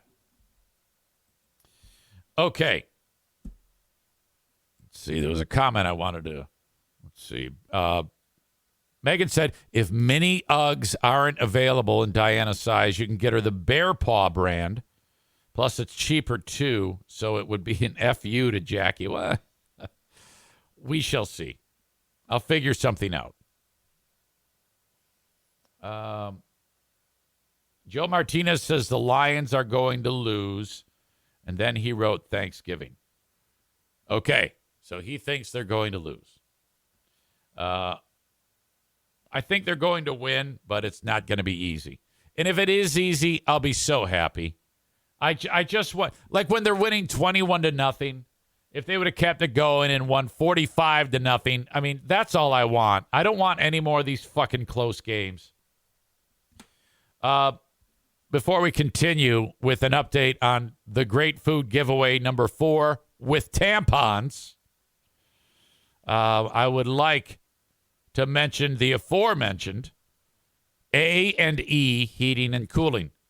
Now, the free furnace tune-up has been extended to the end of this month. You've got your furnace in your home. It needs to be tuned. It needs to be cleaned. It needs to be running appropriately. It should happen once a year. You should have this done. It's normal maintenance. A&E Heating and Cooling will do this literally for free. The energy company, DTE Energy, is offering this. Joe cleans, tunes your furnace, which is normally $79. When he's done, that's it. You just call, make the appointment. He comes up, he comes over, he does the work, he leaves. He then turns into DTE proof that he tuned your furnace. DTE pays him the $79. No money leaves your hands. It's fantastic. A&E Heating and Cooling. 616 516-8579. Call today. Irvine's Auto Repair, Grand Rapids Hybrid and EV. That is the place where the Great Food Giveaway number 4 with tampons will take place. A fantastic charitable event where the audience, we all get together. We've passed the hat. And then we show up, if you like, for some fellowship, some hot cocoa, some coffee, maybe a hot toddy. Isn't a hot toddy with some type of booze? I don't know. I don't drink. 616-532-6600 if you need your vehicle repaired at Irvine's Auto Repair, Grand Rapids Hybrid, and EV. They help the community at least twice a year. With the car show, raises a ton of money, most recently for Harbor Humane. And then, of course, the Great Food Giveaway is another charity event that they are behind. Thank you so much. And get your vehicles repaired there, 616-532-6600 for any type of vehicle repair to keep it running appropriately. This is not a body shop. This is in charge. This is for everything mechanical on your vehicle. Even as simple as an oil change, get it taken care of at Irvine's. If you are in Grand Rapids, Michigan, you're along 44th Street, just 3 blocks east of 131 is Stafford. That's where they are. Call them, 616-532-6600. I don't know about you, but I'm sitting up taller in my chair because of our lovely friend from the UK, Jessica, who is now going about her day. She says, I'm popping out. Shared your channel. Thanks for having me. I'm going to take my crazy woman ass out of here, she says, which is funny.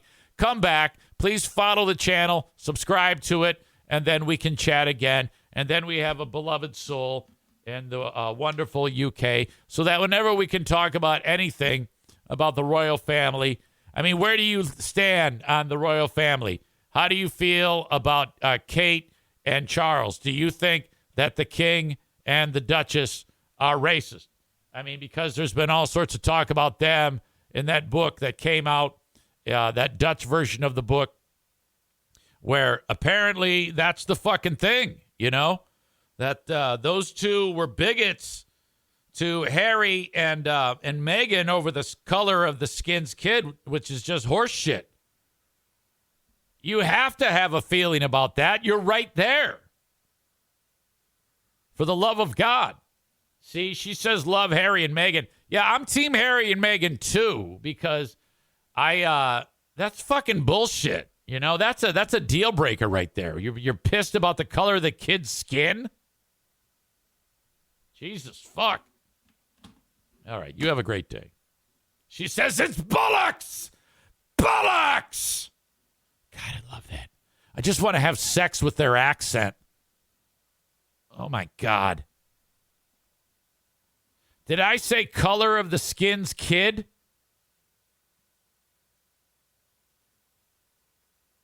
Ben Glaze points out in Eric Zane Show podcast, word scramble. I meant to say color of the kid's skin. Ben, pull that audio. We can have fun with that tonight. Kenney says, I'm team who fucking cares on the so-called royals. So you think it's okay for the king and the duchess to be racist? I get it. That makes sense. Yeah, that's on brand. I mean, you're in the South. You support slavery. We all know it. You love the Confederate battle flag. You've talked about that many times. You heard it right here. Kenney is happy that they were asking about the kid's skin color. He thinks that's appropriate. That's terrible. I can't believe you're such a nice guy, but then you drop all that crazy racist shit on us. Ryan says Kenney is a big Trumper, loves the idea of the border closing. Oh, yeah, big time. We all know that. Chris says that many, many times Kenney has expressed his support of slavery. Now, I don't know about that happening many times. Kenney says to Chris, fuck you, man, and then gives Chris the finger.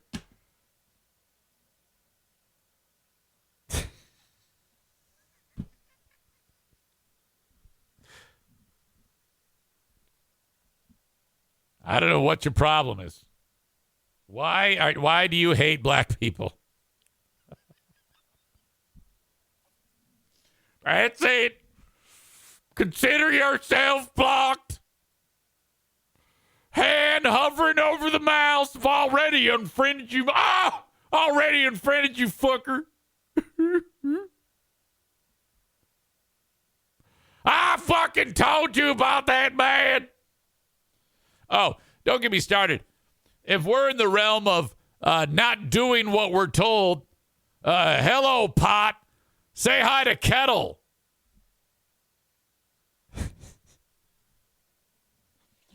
Rich says, come on, Kenney. Support your inner racism. Look, I'm not the one who said it. You're the one who said that you don't concern yourself with them. Or whatever is it you said. I'm team who fucking cares.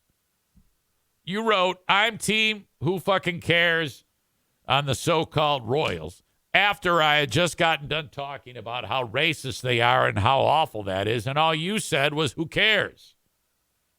So if I'm around, let's say it's me and two other people, and I'm going to have a conversation with one of the guys, and I say, hey, man, did you hear about that Jason Aldean? He wants to lynch black people.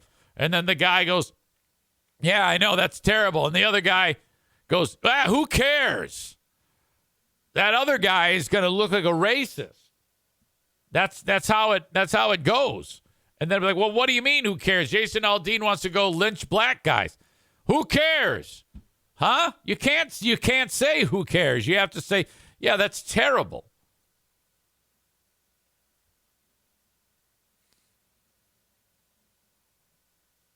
Megan says you can't call Kenney racist because he doesn't care about the Royals, you twats. All right, well, it seemed like he didn't care about the fact that the king and the duchess were asking about skin color. That's all. That's what it seemed to me. It's context, you know? Joe says Kenney said it. He doesn't care about racism.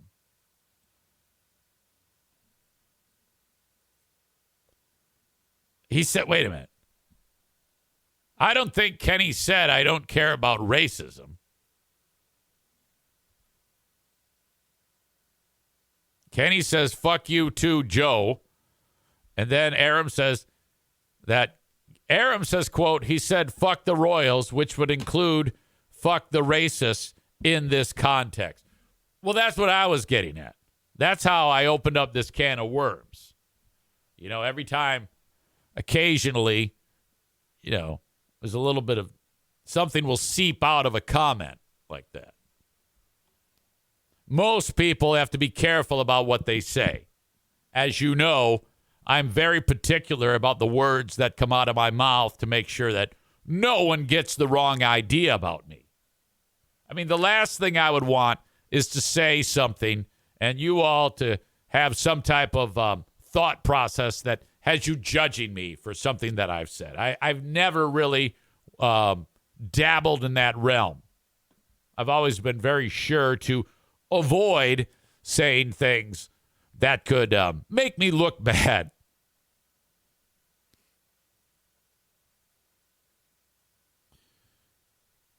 Nate says you can call Kenney racist because it pisses him off and he wigs out. Well, I don't know about that. It doesn't seem like he's pissed off to me.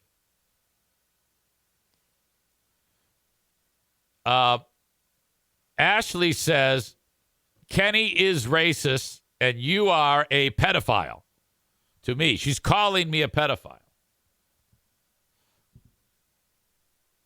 I think that needs to come out as, hey, fuck you. I love you. Oh, my God. You're so great. I love you. Fuck off. Kenney's a racist. Fuck you. And you're a pedo.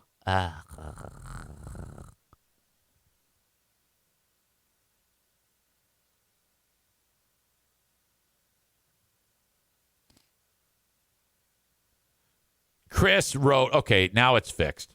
Chris wrote, stupid autocorrect. What I typed was many, many times Kenney has expressed his hatred of slavery.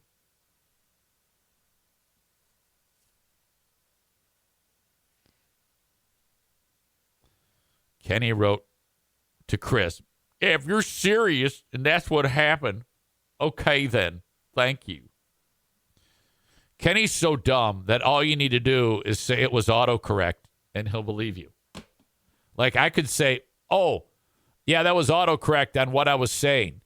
I meant to actually say the opposite, but because of my autocorrect on the podcast, I said it wrong. Well, that's better.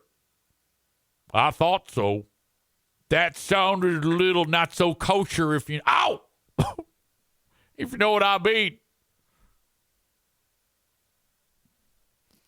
Aram says, Kenney, my comment was in your defense. Eric just doesn't understand how to read. I read it word for word. Aram wrote, he said, F the Royals, which would include F the racists in this context. I didn't read that any different. Are you saying I understood it wrong? Oh, no. You're right. He said, fuck the Royals. So that would mean he's saying, fuck the racists. But the way it came out to me was he doesn't care about racism. That's why I said you have to be careful.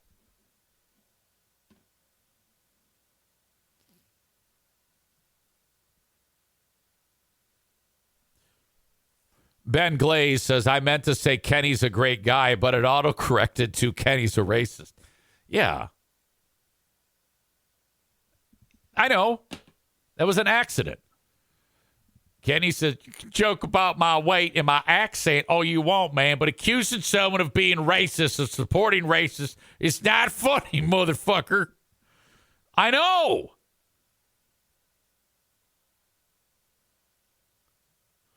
Florida man says, I thought Kenney owned slaves, and he thought the Z-Speed mobile mechanic guy was his slave.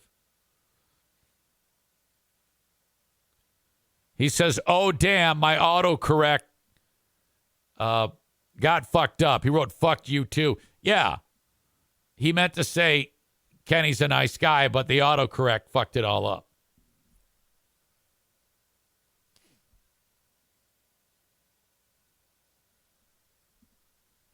Ryan says, the truth is we haven't heard from Kenney in a long time. I'd love to hear him via the phone. No. It's over now. The bid is done.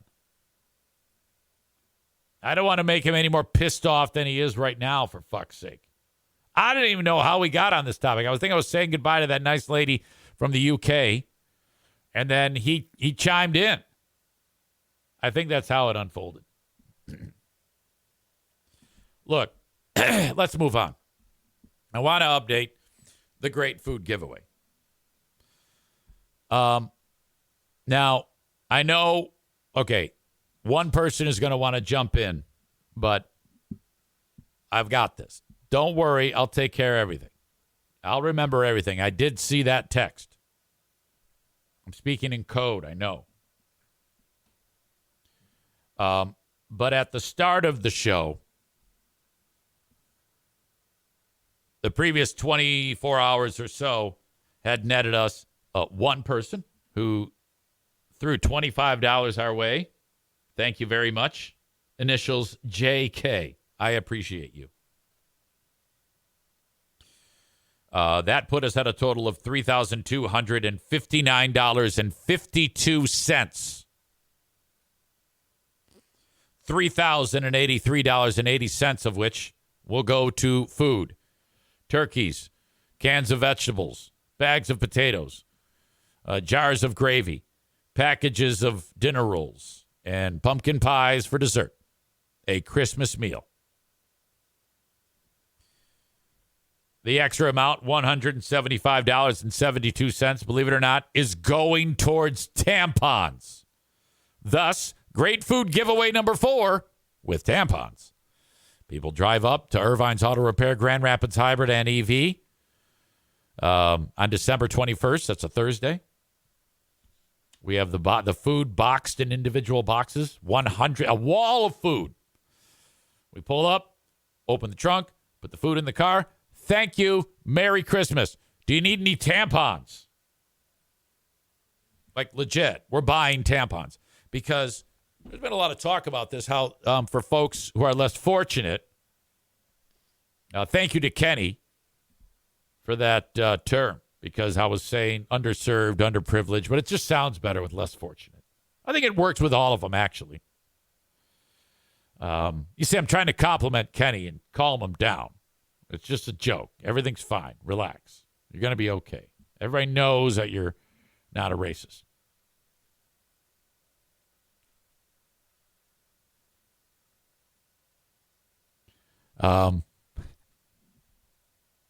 You want some tampons? So $175. Now tampons are about $7.99 for a large box of super absorbency Tampax. $7.99 plus tax. I added the tax, and I came with, we have money for about 21 boxes of tampons. Dr. Jim Barry, I forget where Jim Barry is. I think South Carolina. He's sending me like a big box full of tampons. So I'll be bringing those from Dr. Jim Barry. He's the doctor of a bunch of things. He's one of those doctors that I cannot believe how many initials he has after his name. Dr. Jim Barry. I want to see it. Okay. It says ATC, SCAT, which spells out scat. He's an NREMT, and an ITAT. Then it has an NPI number. I don't even know what the fuck that is. This guy used to be I think he was some type of athletic trainer or team doctor for Michigan sports back in the day. So he gets butthurt when I attack Michigan fan. It doesn't seem like the doc is annoying, though, like the typical dumb fuck Michigan fan. Anyway, he's sending 6 boxes of tampons and 6 boxes of pads.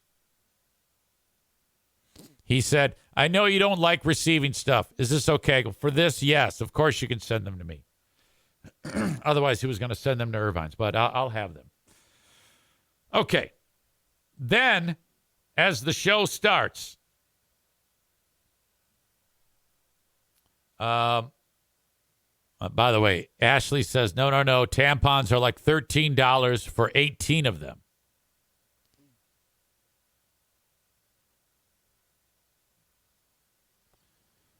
The NIT is a narcotics prescriber number. Joe Martinez gives me the finger because I said Michigan fans are annoying. Right on cue. I'm the guy that says Michigan fans are annoying, and then he does annoying shit. I mean, it's just like he's like, okay, it's time for me to be annoying. He gives me the finger, says we bow to no one. Then he says, we are Michigan, go blue. He thinks he's on the team. Then he talks about Harbaugh breaking them nuts. And then he says, us against the world and bet. And then he says, go blue. Do you have any more of these dumb things that they say to be annoying? All this does is makes you, you can't hurt me. But all these poor people have to be annoyed by you.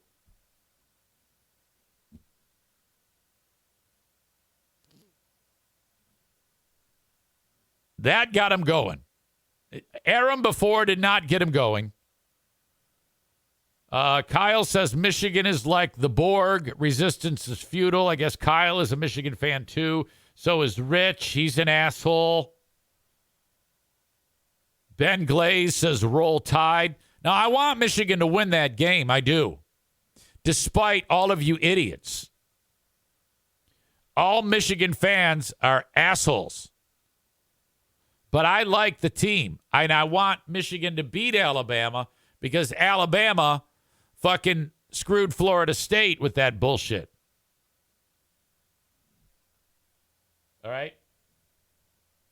So go blue, beat Michigan, but Michigan fans can suck my asshole.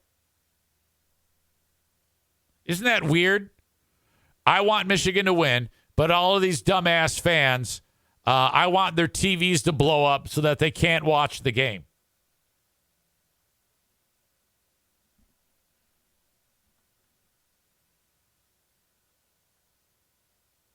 Short time ago, I got a text from Megan, and she has informed me that Irvine's Auto Repair Grand Rapids Hybrid is donating, wait for it, to buy all the tampons and anything else we need, $1,000. Boom. $1,000. Oh, my God.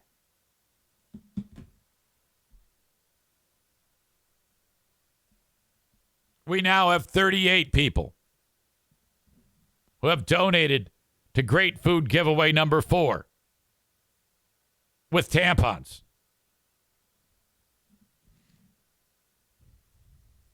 Breaking news!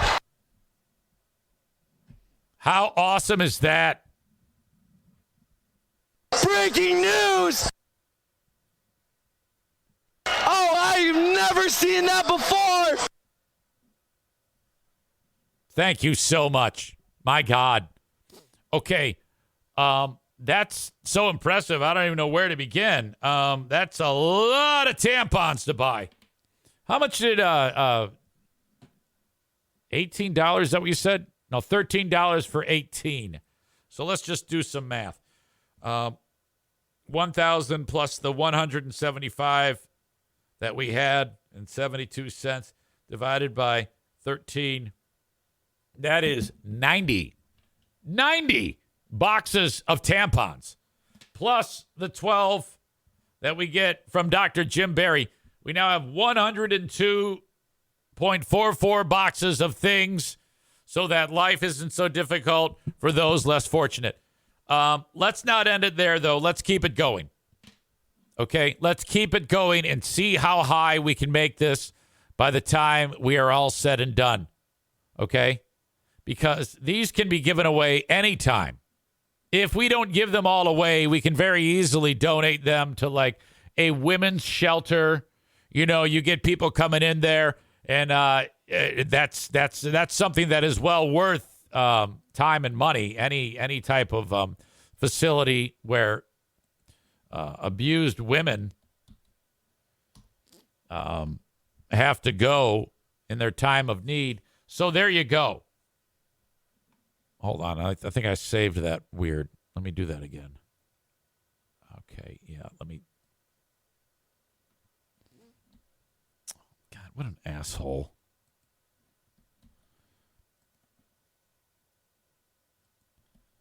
There you go. Ashley says you could donate the tampons on Flying Laptop Day to the women's shelter.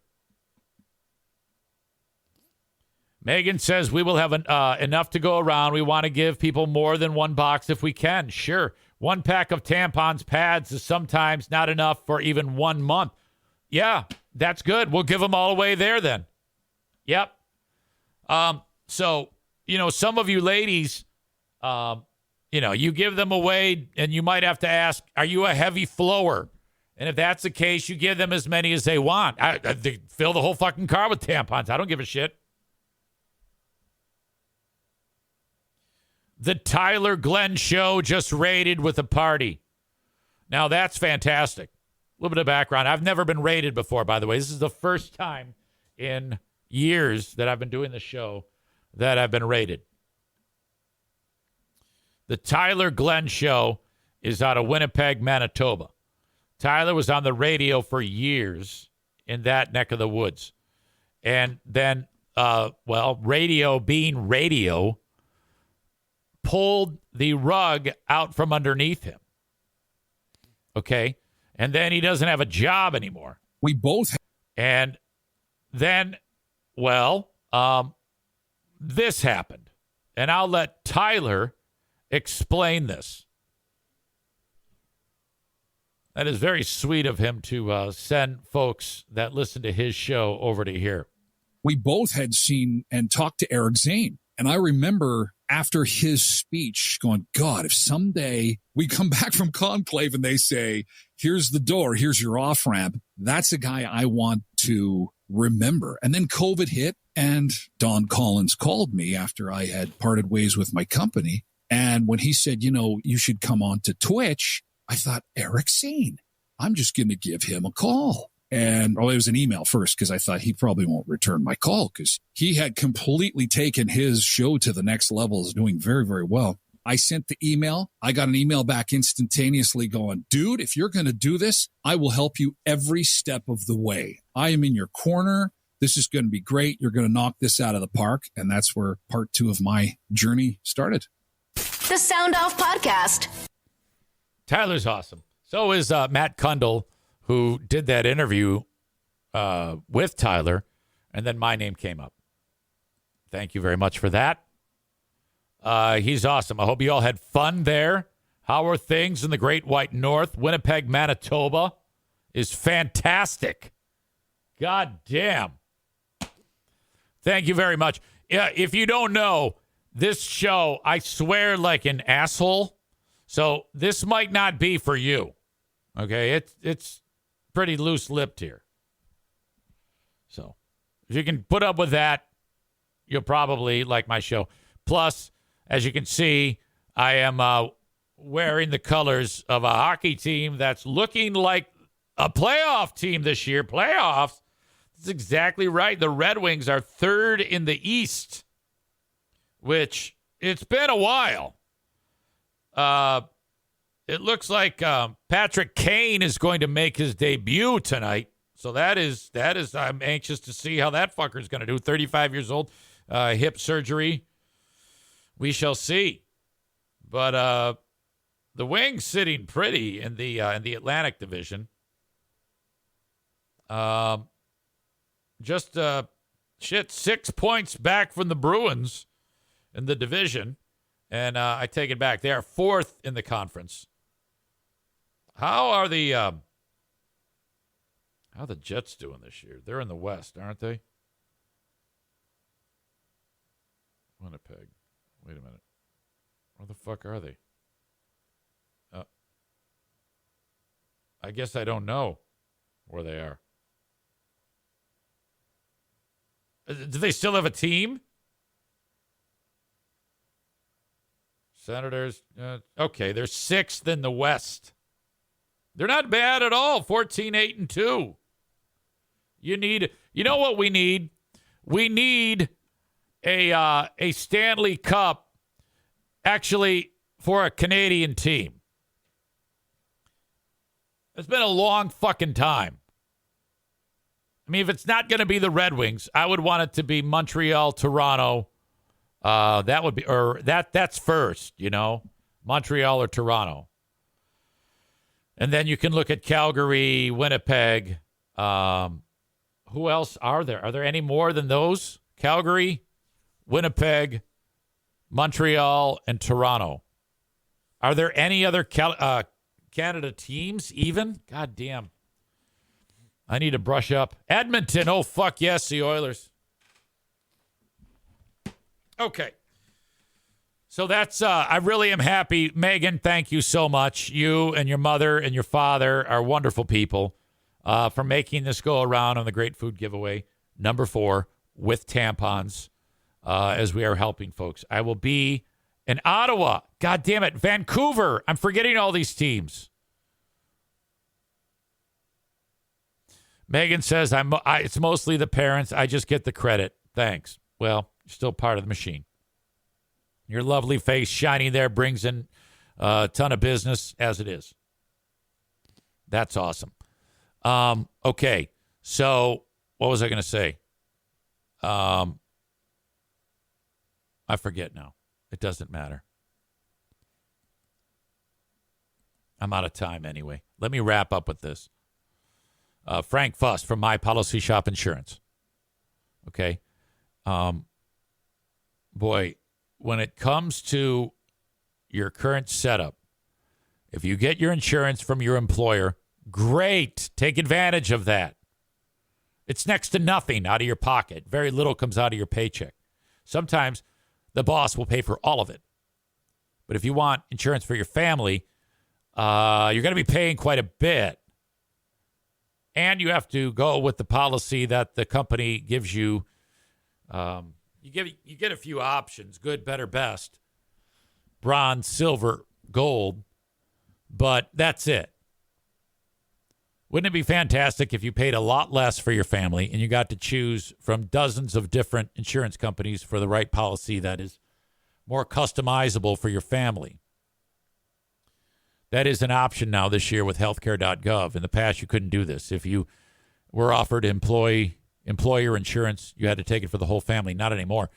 You can take advantage of the employer insurance. The rest of the family can get insured through healthcare.gov.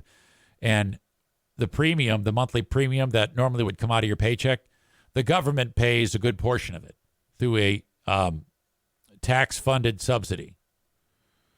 I know that sounds ridiculous, but it's like free money. As long as your earning is under a certain threshold, you don't have to pay the tax subsidy back. So what you pay for that policy is a fraction of what you would have paid through your employer. I hope this all makes sense. To explore this, you got to call Frank. Reach out to him at buyinsurancehere.com. BUYinsurancehere.com. Because there are steps that you have to go through to see if you qualify for this. Like if you make too much money, it's not a good idea. If you don't make too much money, you don't hit that threshold, and the threshold's very high. I don't hit the threshold. Then you get to take advantage of that. That's what it's set up for. Frank is a licensed insurance agent / broker, and what you do with him is free. It doesn't cost you any money. So reach out to Frank, get more info, and have a chat with him, and mention that I sent you, please. Finally, Grand Rapids Gold basketball is tomorrow night. $2 beers, $2 dogs. It's going to be fun. A college night atmosphere at the Grand Rapids Gold game. Our first $2 beers, $2 dogs. Cannot wait. Get your tickets at grandrapidsgold.com. You are going to love G League basketball. So much fun. The athleticism. These players are hungry. Not only that, since it's $2 beers, $2 dog nights, we attach to this, it's college night. So you cheap bastards that are broke, look at that. You're going to get in for $5, and then you're going to get $2 beers, $2 dogs. Look at this bro. He can't wait to get another beer. Look at him. If you had waited 1 second after this photograph was shot, he barfs in the seat. $2 beers, $2 dogs, $5 ticket. What are you waiting for? Goddamn. If you want to sit closer, it's $12, but there is not a bad seat in the house at Van Andel Arena. $5 tickets, $2 beer, $2 dogs, Grand Rapids Gold. I will see you there. Come see me down at courtside. Your drunk ass needs to say hello. Joe Martinez says, maybe I'll go. He says, are they going to throw pucks on the ice? Maybe I'll go.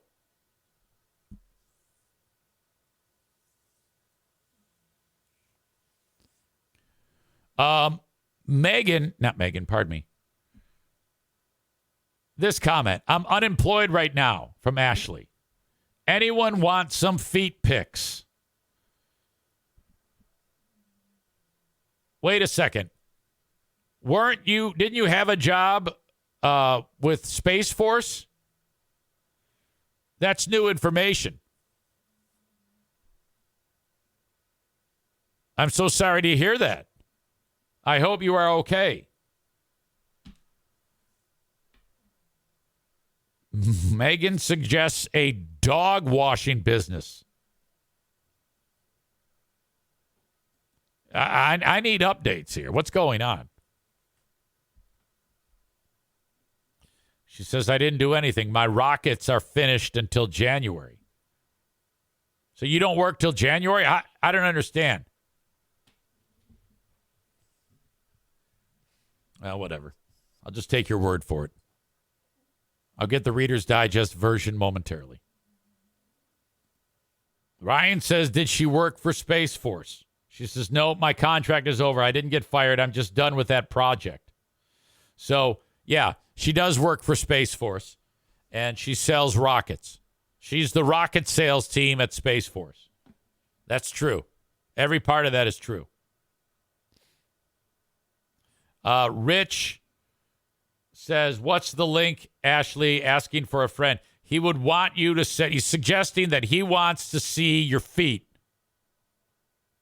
Now, I've seen Ashley's feet because she's one of these people who sends a picture of her feet like over the water while she's got like a drink in her hand. And they're horrible. I mean, most lady feet, I like that.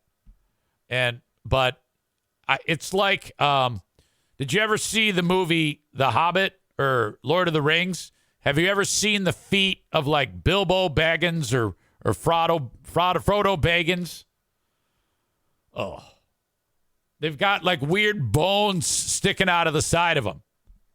I didn't know that a woman can have that arthritic of a foot in her late 30s. Horrible. My God. Ryan says not to mention the fungus. Holy shit, the fungus. It's true. Okay, asshole of the day today.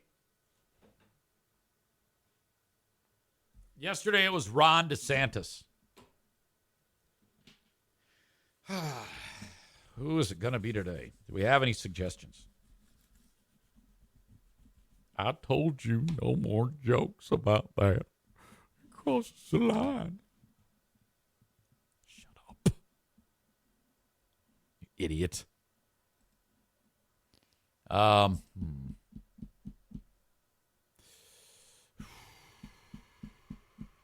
don't know.